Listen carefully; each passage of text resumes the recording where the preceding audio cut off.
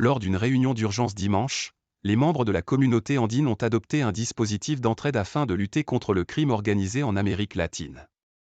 Cette rencontre survient alors que plusieurs individus ont été appréhendés en Équateur lors d'une tentative d'attaque dans un hôpital.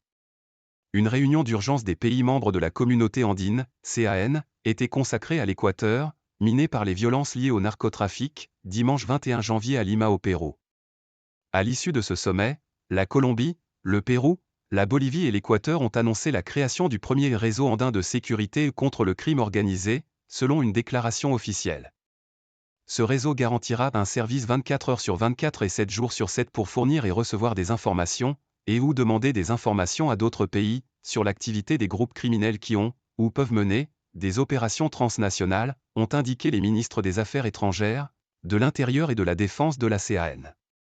Nous sommes entrés dans l'histoire, nous avons écrit un nouveau chapitre de la CAN, s'est réjouie la ministre équatorienne des Affaires étrangères Gabriela Sommerfeld. La peur paralyse les pays. Nous avons vu que la peur a paralysé l'Équateur, paralysé les investissements, augmenté le chômage et la migration. La prolifération et l'expansion des gangs se livrant au trafic de drogue et aux rackets en Équateur ont mis en état d'alerte les zones frontalières. Le Pérou et la Colombie ont d'ores et déjà renforcé leur contrôle aux frontières, craignant la pénétration de criminels fuyant la répression qui s'accentue en Équateur. Une tentative d'assaut dans un hôpital.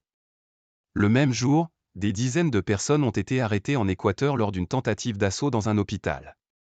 La police équatorienne a annoncé l'interpellation de 68 membres présumés d'une organisation criminelle qui tentait de vouloir s'emparer d'un hôpital où se trouvait l'un des leurs. Nous avons neutralisé des terroristes présumés, qui tentaient de prendre le contrôle des installations d'un hôpital à Yaguachi, dans la province du Guaya, sud-ouest, a-t-elle indiqué sur X. Selon cette source, le groupe souhaitait protéger un membre blessé de leur organisation et qui avait été admis dans cet hôpital plus tôt dans la matinée. Des armes à feu et de la drogue ont par ailleurs été saisies. Un centre de rééducation clandestin, où se cachaient des membres présumés de l'organisation, a également été perquisitionné, a précisé la police.